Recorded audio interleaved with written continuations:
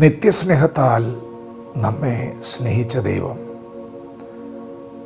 തൻ്റെ പുത്രനെ നമുക്ക് വേണ്ടി ഏൽപ്പിച്ചു തന്ന് തൻ്റെ പുത്രൻ്റെ ക്രൂശ് മരണത്തിലൂടെ നമുക്ക് നിത്യജീവൻ നൽകി തന്നിരിക്കുകയാണ്. നിത്യസ്നേഹത്താൽ നിത്യജീവൻ നൽകി തന്ന ദൈവം തന്നിൽ വിശ്വസിക്കുന്ന, തന്നെ അനുഗമിക്കുന്ന തൻ്റെ മക്കൾക്ക് നിത്യപ്രകാശമാണ്. പകൽ നമ്മെ പ്രകാശിപ്പിക്കുവാൻ സൂര്യനുണ്ടെങ്കിലും രാത്രി പ്രകാശിപ്പിക്കുവാൻ ചന്ദ്രനുണ്ടെങ്കിലും തന്നിൽ വിശ്വസിക്കുന്ന, തന്നെ അനുഗമിക്കുന്ന ദൈവജനത്തോട് ദൈവം പറയുക, ഞാൻ നിനക്ക് നിത്യപ്രകാശമായിരിക്കും. നിത്യ സ്നേഹത്താൽ നിത്യജീവൻ നൽകി നിത്യപ്രകാശത്തിൽ നമ്മെ നടത്തുന്ന ദൈവം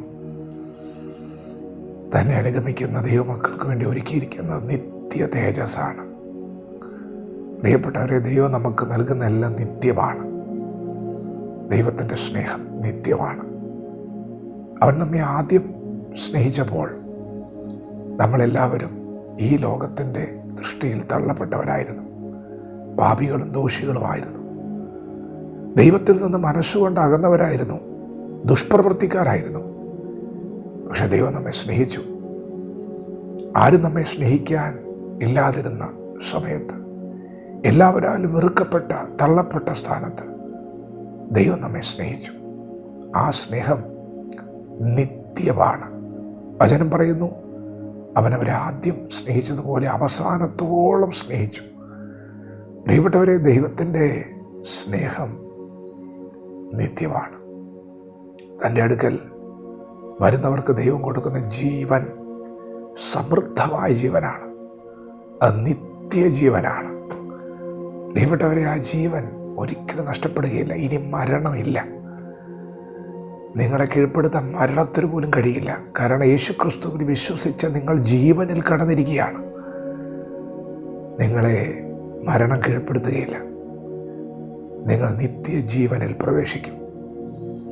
പ്രിയപ്പെട്ടവരെ, ഈ ലോകത്തിൽ എത്ര ഇരുട്ടുണ്ടായാലും ദൈവം നിങ്ങൾക്ക് വെളിച്ചമാണെങ്കിൽ ആ വെളിച്ചത്തെക്കുറിച്ച് വചനം പറയുന്നത് നിത്യപ്രകാശമാണെന്നാണ്. നിങ്ങളൊരിക്കലും ഇടറുകയില്ല. നിങ്ങൾക്ക് ഭയപ്പെടേണ്ട കാര്യമില്ല. കാരണം ദൈവം നിത്യപ്രകാശമാണ്. എങ്കിലും ഈ ഭൂമിയിൽ ചില കഷ്ടനഷ്ടങ്ങൾ നമുക്കുണ്ട്. നമ്മിൽ വെളിപ്പെടുവാനുള്ള തേജസ് വിചാരിച്ചാൽ ഈ കാലത്തിലെ കഷ്ടങ്ങളൊന്നും സഹനമല്ല. പ്രിയപ്പെട്ടവരെ, ദൈവം നമുക്ക് നൽകുന്ന തേജസ് നിത്യമാണ്. അതിൻ്റെ ശോഭ ഒരു നാളും കുറയുകയില്ല. നിത്യ തേജസ്സിലേക്ക് ദൈവം നമ്മെ വിളിക്കുകയാണ്. അതുകൊണ്ട് പ്രിയരെ, തൻ്റെ മക്കൾക്ക് ദൈവം കൊടുക്കുന്ന നിത്യമായ എല്ലാ അവകാശങ്ങൾക്കുമായി ദൈവത്തിന് സ്തോത്രം ചെയ്യാം. ദൈവത്തോട് കൂടെ നടക്കാം.